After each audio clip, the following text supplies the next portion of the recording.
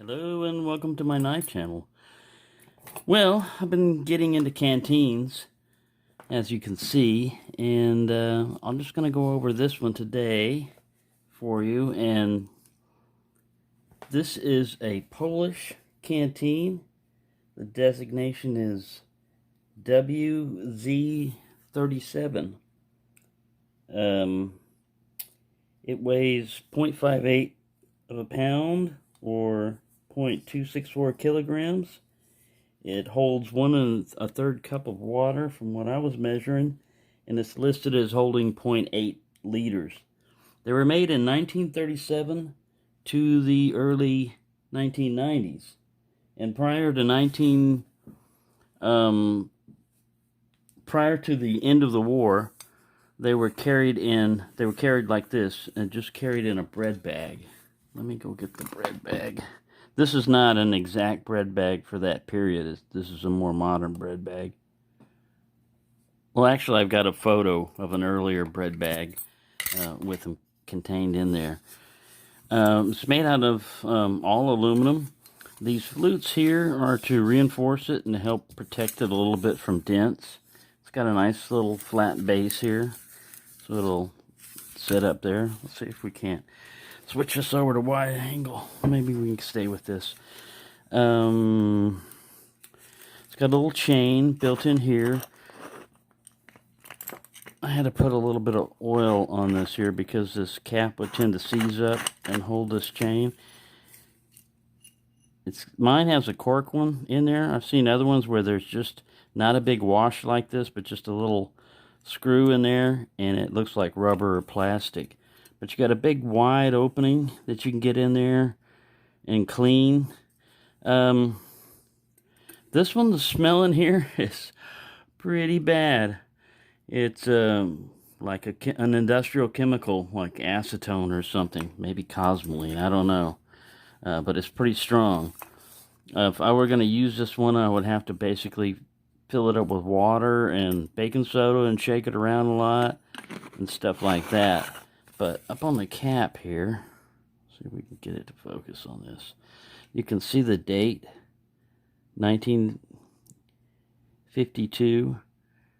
This probably says fabricated in 1952, and then this is probably the place or the city was Old Kuz, maybe. And over here, this just says that it's made out of 99.5% aluminum. So a pretty cool canteen. After 1945, they started making a little wool container for them that you could carry. And I'll put a picture of that up there also. But it's pretty cool. I like this one. So when I got this one, it's just because I liked the funky look of it. I found out they also have a mess kit. And I went ahead and picked that up. And this is a matched mess kit that is 1985. It's just storageware. This thing's never been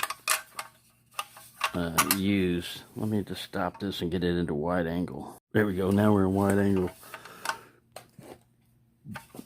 Alright, so what I like about this one is it's based upon like the German 3-piece, but it's only 2-piece. And so it's basically a compromise. Let me get this guy loose. It's just held by a little friction thing down here. And then you just get the bail out of the way and pull it.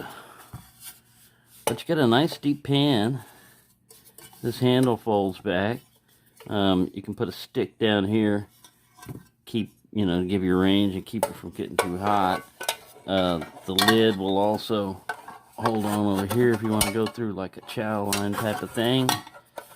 This bail is well designed because at this angle right here it can sit back, but it's not going to be resting in your coals. Unlike if it was sitting this way, it could just fall into the coals. And on the bottom here is a stamp on the date too. It's really hard to see it, but I'll try to get a still picture of that. But right here where they stamped it, it's real strong in this part of stamping, but right here it says 85 also. So I really like this kit, and it's got some history to it, you know, especially that canteen. And this is very compact, easy to carry.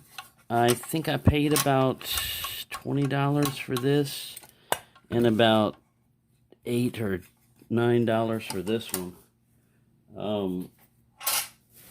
So yeah, that's what I'm gonna do. Basically, I'll just show you some canteens that I got, and mess kits that I keep getting in.